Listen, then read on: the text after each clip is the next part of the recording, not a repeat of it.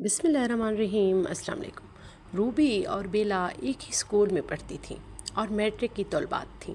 دونوں کے گھر قریب تھے، اس لیے وہ ہر دم ایک دوسرے کے ساتھ رہتی تھیں۔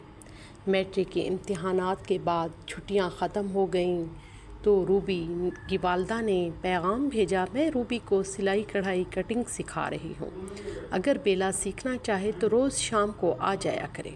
یوں بیلا روزانہ اپنی سہیلی کے گھر موجود ہوتی۔ روبی کے 2 بھائی اور ایک بہن تھی جس کی شادی ہو چکی تھی۔ بیلا کے 3 بھائی تھے اور وہ اپنے والدین کی اکلوتی بیٹی تھی، اس لیے وہ بہن کی کمی اپنی سہیلی سے پوری کرتی تھی۔ اچانک روبی کے بڑے بھائی کی شادی کی تیاریاں شروع ہو گئیں، جس پر ان دونوں کی خوشی کا ٹھکانہ نہ تھا۔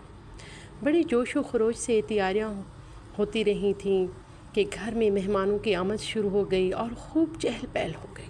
مہمانوں میں روبی کی ایک خالہ بھی آئی تھی جو انگلینڈ میں رہتی تھی۔ ان کا ایک بیٹا تھا خرم، وہ دوسری بار پاکستان آیا تھا، ایک بار اس وقت جب وہ بہت چھوٹا تھا۔ خرم یہاں آ کر بہت خوش تھا۔ شام ہوتے ہی لڑکے لڑکیاں ڈھولک بجانے بیٹھ جاتے اور پھر لڑکوں اور لڑکیوں کے درمیان مقابلہ ہوتا۔ ان کی شرط یہ ہوتی، اگر لڑکیاں ہار گئیں تو انہیں تمام مہمانوں کے لیے چائے بنانی ہوگی اور سارے برتن بھی دھونے پڑیں گے۔ اس بات پر خوب تماشا ہوتا اور 2 پارٹیاں بن جاتیں۔ گھر کے نوکر بہت خوش ہوتے کہ کام بڑھ جاتا ہے، اس لیے وہ بھی لڑکوں کو ہرانے کی دعا مانگتے۔ لڑکوں کے سزا یہ تھی کہ وہ ہار جاتے تو انہیں لڑکیوں والے کپڑے پہننے پڑتے۔ لڑکے قداور اور لمبے تڑنگے تھے، جب وہ لڑکیوں کے کپڑے پہن کر ڈھولک سنبھالتے تو بالکل مسخرے معلوم ہوتے تھے۔ کسی کو چھوٹے کپڑے ملتے، کسی کو تنگ، جنہیں دیکھ کر ہنس ہنس کر سب کا برا حال ہو جاتا تھا۔ لڑکیاں کم ہی ہارتی تھیں کیونکہ انہیں شادی کے گیت گانے ڈھولک بجانے کی خوب مشق تھی۔ خرم کی نظر خاص طور پر بیلا پر رہتی، جب وہ گاتی تو خرم کو بہت اچھا لگتا، وہ اسے مسلسل دیکھتا رہتا اور جس سے بیلا گھبرا جاتی۔ آخر کار اس نے روبی سے کہا، تیرا کزن مجھے اس طرح دیکھتا ہے تو میں گانا ہی بھول جاتی۔ روبو نے شرارت کی، اچھا تو یہ بات ہے، میں ابھی اسے بلا کر جھاڑ پلاتی ہوں۔ بیلا نے منع کیا، مگر روبی نے خرم کو بلا ہی لیا اور کہا، بھائی یہ میری سہیلی کیا کہہ رہی ہے، جب وہ گانا گا رہی ہے تو آپ اسے کیوں گھورتے ہیں؟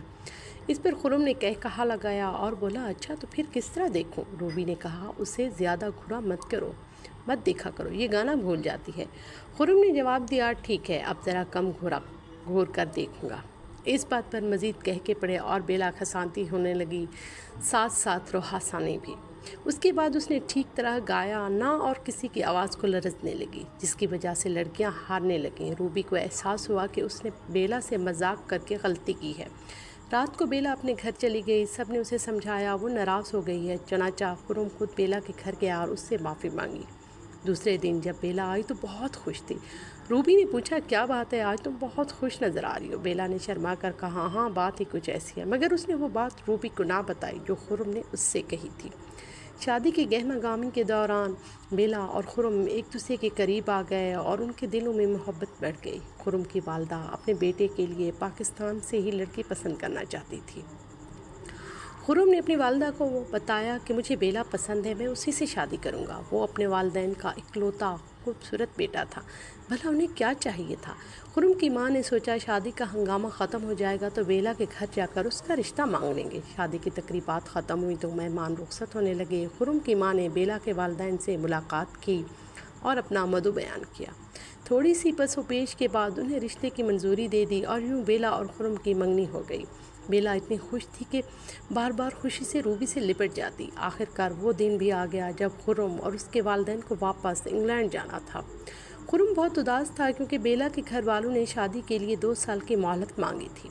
رخصت ہوتے وقت خرم نے بیلا سے خط لکھنے کا وعدہ کر لیا اور کہا کہ میں بھی تمہیں باقاعدگی سے خط لکھوں گا۔ بیلا نے مشورہ دیا، تم مجھے روبی کے پتے پر خط لکھنا، ورنہ گھر میں میرے بھائیوں کو خط مل گئے تو شاید وہ مجھے نہ دیں۔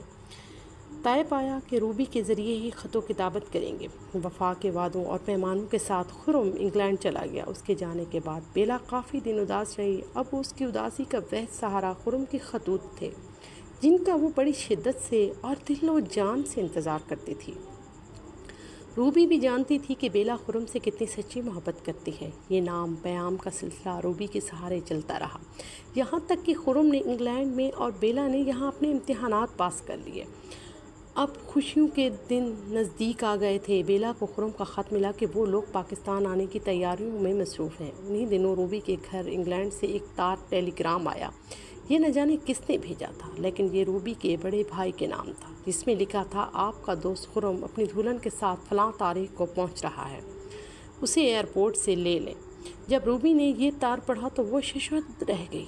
अचानक खुरम को क्या हो गया है? कहा तो वो लोग जल्द आने वाले थे। खुरम बेला को मोहब्बत भरे ख़त लिख रहा था और कहा अब वो अपनी दुल्हन के साथ आ रहा है। उसे अपनी आंखों पर यकीन न आया था। वो बार बार खुरम का नाम पढ़ती, लेकिन उस खबर से इतना घबरा दिया कि उसने पते और भेजने वाले के नाम पर ठीक भी गौर ना किया। उसने वो तार घर वालों से छुपा लिया था और कम से कम खुरम और उसकी दुल्हन को लेने एयरपोर्ट ना जाए और उसकी सहेली को मज़ीद तकलीफ़ और रसवाई का सामना ना करना पड़े। क्या खुरम ने बेला को धोखे में रखा? वो उसे मोहब्बत भरे ख़त लिखता रहा, तसल्लियाँ देता रहा और वहाँ इंग्लैंड में शादी भी कर ली। वो ऐसी कतई नज़र नहीं आता था, लेकिन इंसान के बारे में कोई क्या कह सकता है। उसे बदले देर नहीं लगती। फिर खुरम और बेला का साथ ही कितना रहा था। अक्सर लोग यूरोप जाकर ऐसा भेस बदलते हैं, बीवी बच्चों को भुलाकर नई दुनिया आबाद कर लेते हैं।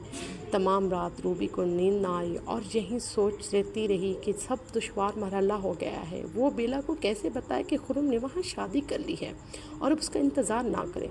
वो तो ये सदमा सह ना सकेगी और मर जाएगी। बहरहाल उसे बताना तो था, वो कब तक उसे धोखे में रखते। अगले रोज़ बेला आई और आते ही पूछा, क्या खुरम का ख़त आया है? रूबी ने उसे त्याग देख कर कहा। कुछ देर इधर उधर की बातें करती रही, मगर उसका ध्यान कहीं और था। बेला ने उसकी परेशानी भांप ली और पूछा, क्या बात है रूबी? ऐसा लगता है जैसे तुम मुझसे कुछ छुपा रही हो। रूबी ने कहा, बेला तुम क्या सुनना सकोगी? बेला ने इसरार किया, हाँ बताओ, मैं सही हूँ, तुम्हें मेरी कसम। रूबी ने ज़बान से तो कुछ ना बताया, अलबत्ता टेलीग्राम दे दिया, जिसे पढ़कर बेला का रंग फक हो गया। उस वक्त उसने ज़ब्त किया और फ़ौरन उठकर घर चली गई, मगर घर पहुँचते ही उसके हालात गैर हो गई और उसके पूछने पर उसने टेलीग्राम उनके हवाले कर दिया। जब बेला के वालिद ने वो तार पढ़ा तो खुरम फ़लाँ तारीख को अपनी दुल्हन के साथ पाकिस्तान आ रहा है, तो वो भी सकते में रह गए। बेला की हालत रोज़ बरोज़ बिगड़ती गई, जिसे देखकर उसके वालिदैन ने 15 दिन के अंदर ही अपने एक दोस्त के बेटे से उसकी शादी की तैयारियां शुरू कर दी, ताकि उसका जी बहल सके। वो बेला की गहरी मोहब्बत की हकीकत ना समझ सके और उसे महज एक वक्ती सदमा ख्याल आया। बेला कहती रही, खुदारा मुझे उस दुख से संभलने दें, ज़बरदस्ती मेरी शादी ना करें वरना मैं अपनी जान खो दूँगी। लेकिन वालिदैन ने एक ना मानी और उसे ज़बरदस्ती दुल्हन बना दिया। कोई राह फरार ना रहा। बेला ने शादी से सिर्फ एक रोज़ पहले ही जहर खा लिया और यूँ मायूं बैठी थी कि हाथ में मेहंदी भी लग चुकी थी। जब रूबी को पता चला और धक के रह गई और बेहोश होकर गिर पड़ी, मगर जो ना होना था वो हो चुका था। कई दिनों बाद मोहल्ले में बेला की मौत के चर्चे रहे। हर कोई उसे मुर्दर इल्ज़ाम देने लगा, ठहराने लगा मामला था जो दुल्हन बनी लड़की खुदकशी कर ली। बेला की मौत की ठीक एक माह बाद अचानक खुरम उसके वालिदैन के साथ आ गया। उन्हें देखकर रूबी हैरान रह गई। पूछा, खाला जान आपकी बहू कहाँ है? बहू? कौन सी बहू? खाला ने हैरत से पूछा। अरे भाई, बहू लेने तो मैं इतनी दूर से यहाँ आई हूँ। क्या मतलब? क्या खुरम ने वहाँ शादी नहीं की? रूबी ने कहा। नहीं तो ये तुम क्या कह रही हो? हमने अब शादी करने आए हैं। खुरम ने बेला के दीवाना था, उसे बेला के सिवा कोई और लड़की पसंद आ सकती है क्या? अब तो घर भर में सन्नाटा छा गया। रूबी ने हिम्मत करके पूछा, तो फिर वो तार किसका था? कौन सा तार? रूबी दौड़ी हुई गई और टेलीग्राम उठा लाई। खाला ने उसे देखकर कहा, ये हमारा नहीं है, इस पर हमारे घर का पता भी नहीं है, ये किसी और का होगा। यकदम रूबी को ख्याल आया कि मुमकिन है ये उसके बड़े भाई के किसी और जानने वाले खुरम का हो, जैसे उसने भाई से छुपा लिया था। जब भाई ने वो तार देखा तो सर पकड़ कर रह गया। वाकई वो तार उनके एक और दोस्त के बारे में था जो इंग्लैंड में रहता था और उसका नाम भी खुरम था। भाई ने उसे और दुख से देखा। बेवकूफ़ लड़की, तुमने मुझे ये तार क्यों नहीं दिखाया? तुमने उसे मुझसे छुपाया और एक ना हक जान ली गई, किसी की जान चली गई। खुरम ने तड़प कर पूछा। जब उसे पता चला कि बेला ने खुदकशी कर ली तो वो सख्ता हो गया और काफ़ी देर तक पत्थर का बुत बना बैठा रहा। कई दिनों तक सब उसे समझाते रहे, लेकिन उसकी हालत न संभली। उसे बेला की मौत का बेहद दुख था। وہ کہتا تھا اگر بیلا اپنی موت میں مر جاتی یا کسی اور سے بیاہ دی جاتی تو شاید مجھے اتنا صدمہ نہ ہوتا۔ دکھ تو اس بات کا ہے کہ وہ میری وجہ سے اپنے وعدوں پر قربان ہو گئے۔ خرم 1 ماہ تک ہمارے گھر رہا۔ وہ روزانہ بیلا کی قبر پر فاتحہ پڑھنے جاتا۔ ایک روز وہ حسب معمول صبح سویرا بیلے کی قبر پر جانے کے لیے روانہ ہوا۔ قبرستان اور ہمارے گھر کے درمیان کافی فاصلہ تھا، مگر خرم روزانہ منہ اندھیرے سے پیدل چلا ہی نکلتا تھا۔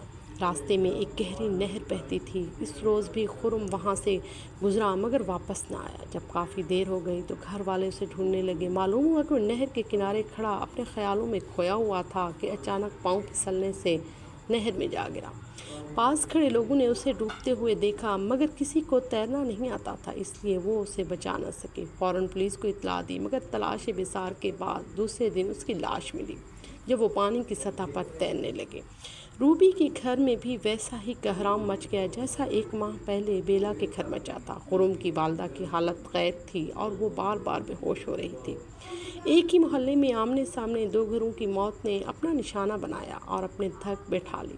خدا جانے وہ یہ محبت کی جیت تھی یا موت کی۔ وہ 2 محبت کرنے والے تو شاید آسمان پر جا کے مل گئے ہوں گے مگر پیچھے زمین والوں کی دنیا اجڑ گئی۔ خالہ جان کافی دنوں تک ہوش میں نہ آئیں۔ خالو جان اگرچہ مرد تھے اور صدمہ برداشت کر رہے تھے مگر وہ بھی اندر سے ٹوٹ چکے تھے۔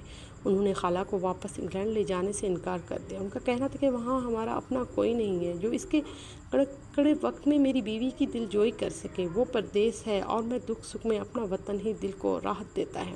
چنانچہ وہ دونوں مستقل طور پر پاکستان واپس آ گئے۔ وہ کہتے ہیں کہ ہم تو خرم کی وجہ سے وہاں تھے، جب وہ وہاں نہ رہا تو وہاں رہ کر کیا کریں گے، کیوں نہ اپنے پیاروں میں رہیں جو ہمارے دکھ سکھ کے ساتھی ہیں۔ اب خرم کی آخری آرام گاہ بھی پاکستان کی مٹی میں تھی۔ اس کی ماں کو وہاں جا کر سکون ملتا تھا۔ وہ روزانہ قبر پر جاتی، فاتحہ پڑھتی اور اپنے بیٹے سے دکھ درد کی باتیں کر کے واپس آ جاتی۔ سچ ہے کہ انسان مٹی کا پتلا ہے، نہ جانے کب ٹوٹ کر بکھر جائے اور کب روح فقط عنصری پر پرواز کر جائے، کوئی نہیں جانتا۔ بس اپنے رب سے ہر وقت خیر کی دعا مانگنی چاہیے۔ ہمارے چینل کو سبسکرائب کیجیے گا۔